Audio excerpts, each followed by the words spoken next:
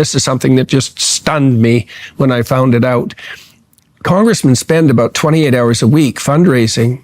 They can't do that in their own offices. So they have these ratty offices in the outskirts of DC. They basically act like telemarketers. That's a dismal way of spending your time. So they're spending, and if they don't do that, they're not funded by their parties. And then they spend a bunch of time campaigning because they have to be elected every 2 years. And then they travel. It's like they don't have any time to do their job. And it isn't a job I would take, Yeah. So that's a big problem. Did you know that chronic stress reduces cognitive function by up to 40%? Research from the American Psychological Association shows that when people are constantly overwhelmed, whether from work, decision fatigue, or financial strain, their ability to think critically and solve problems deteriorates. Now imagine this level of stress affecting the people making the laws that govern our lives. Jordan Peterson highlights a disturbing reality. U.S. Congress members spend nearly 28 hours a week fundraising instead of legislating. This means the people elected to govern aren't fully engaged in making policies, but rather acting as telemarketers for campaign donations. Peterson's insight raises a crucial question. How can meaningful leadership exist when politicians are trapped in a cycle of survival rather than governance? The issue is structural. The constant pressure to fundraise, campaign, and travel leaves little time for actual policymaking. Studies show that decision fatigue, the mental exhaustion from constant choices, leads to poorer judgment, making politicians more likely to default to party lines rather than engage in nuanced policy debates.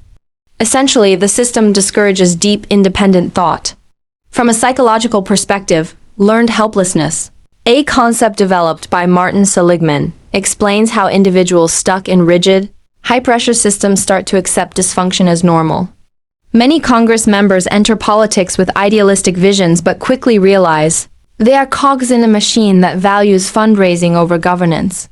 Meanwhile, Jean Baudrillard's simulacra theory suggests that politics today functions more like a media spectacle than a genuine, democratic process of performance rather than real leadership. Peterson's statement, "They don't have time to do their job," is a bombshell. If lawmakers lack time to think deeply, challenge assumptions, or craft thoughtful legislation, the quality of governance suffers.